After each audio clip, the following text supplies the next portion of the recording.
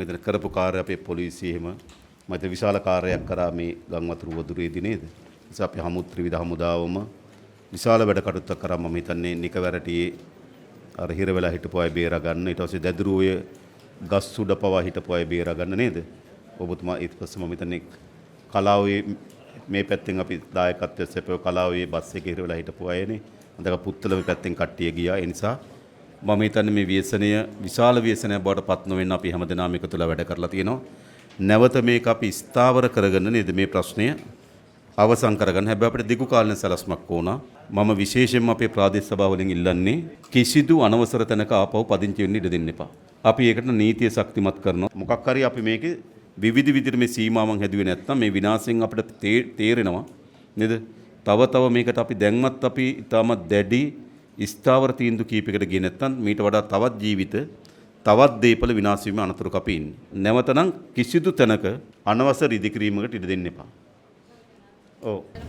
මේ අවදානම් මට්ටමක තියෙන්නේ. ඒක නිසා මම කියන්නේ අර ඉදිකිරීම කටයුතු කරද්දී පළාත් පාලන ආයතනය හරහා අපේ නිර්දේශය ලබා ගැනීමට යොමු වෙනවා නම් මේ අවදානම ඇත්තටම අවම කරගන්න පුළුවන්. ඒකත් අනිවාර්ය කරන්න. ඒක අනිවාර්ය කරන එක ගොඩාක් හොඳයි. 190%ක්ම මේ ප්‍රශ්නේ විසඳ ගන්න පුළුවන් වෙනවා. ඒකෙන් ඒ ගොඩනැගිල්ලක් ඉදි කරනවා නම් ඒ අනිවාර්ය කරන්න ඕන. අනුකූල සහතිකයක් ගන්නකොට ඒක තියෙන්න ඕන. ඊට පස්සේ ගේ හැදුවට පස්සේ සහතිකයක් තියෙන්න ඕන. ඒ සහතිකය ලැබුණාට පස්සේ CB එකෙන් ලයිට් දෙන්න ඕන. UD ඔව්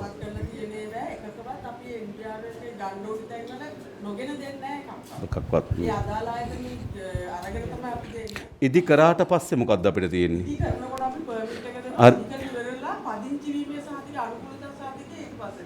දෙන්නේ. ප්ලෑන් එක තියෙන. ඇත්තටම භූමියට ගිහලා බලනවද? භූමියට ගිහලා බලනවා. ඉතින් ඒ ඔක්කොමත් කරලා මේ අනවසරේව තියෙනවනේ. අනවසර නැති ඒවා. ඒවා සහ අනුකූලතා සහතිකය ගත්තට පස්සේ ආයෙ ඉදිකිරීම කරනවා. ඒවල ලයිට් තියෙනවා මේ කරාතේ තියෙනවා. එතනදී අපේ ප්‍රශ්න තියෙන්නේ ඉස්සර තිබුණා ජලය විදුලිය දුන්නේ අනුකූලතා සහතිකය නැතුව. නමුත් පස්සේ ওই මානව හිමිකම් මොකද ඒ ප්‍රශ්නයන් නිසා දැන් ඒ අනුකූලතා සහතිකයක් නැහැ. නමුත් ජලය විදුලිය දෙනවා. නම් අපිට ඇත්තටම නැවත ඒකට යන්න පුළුවන් නම් ওই ප්‍රශ්නේ අවම කරගන්න පුළුවන්. ඊට අමතරව අපිට තියෙන ඊළඟ ප්‍රශ්නයක් තමයි මේ දිගින් දිගටම අපිට බලපෑම් ඇති වෙන මේ කුඹුරු කොට කිරීම. අපි දෙන්නේ නැහැ කුඹුරු කොට කරන්න අග්නිසංගත අධිකාරී බල ප්‍රදේශවල අපි අඳුනගත්තේ නැහැ. නමුත් අපිට දිගටම මේ ප්‍රශ්න එනවා. දැන් එක ප්‍රශ්න කීපයක් තියෙනවා කුඹුරු 2018 ඉඳන් හැම අවුරුද්දෙම. ඒ කියන්නේ චෙයාමන් කෙනෙක් මාරු වුණොත්, ඇමති කෙනෙක් මාරු වුණොත්, ආණ්ඩුවක් මාරු වුණොත් නැවත ඒ කට්ටිය එනවා. ඒකම ඉල්ලනවා. අන්න ඒවට තමයි අපි මොන හරි ඇත්තටම අපි මෙහෙම කල්පනා කරලා තියෙන අපි ජනාධිපති කාර්ය සාධක බලකායක් පත් කරනවා. ඒ බලකාය ඇස්සේ ඒකක කීපයක් තියෙනවා. ඒ එක ඒකකයක් තමයි මේට අවශ්‍ය වෙන ස්ථීර විසඳුම් සොයා ගැනීම සඳහා අවශ්‍ය වෙන නීතිමය ප්‍රතිපාදන මොනවද? අපි අලුතෙන් නීති හඳුන්වා දෙන්න තියෙන මොනවද? අපි අලුතෙන් නීති තිබුණත් ක්‍රියාත්මක වෙන වගේ තියෙන දුබලතාවයන් තියෙන මොනවද කියලා හඳුනාගන්න වෙන යුනිට් එකක් අපි පත් කරනවා.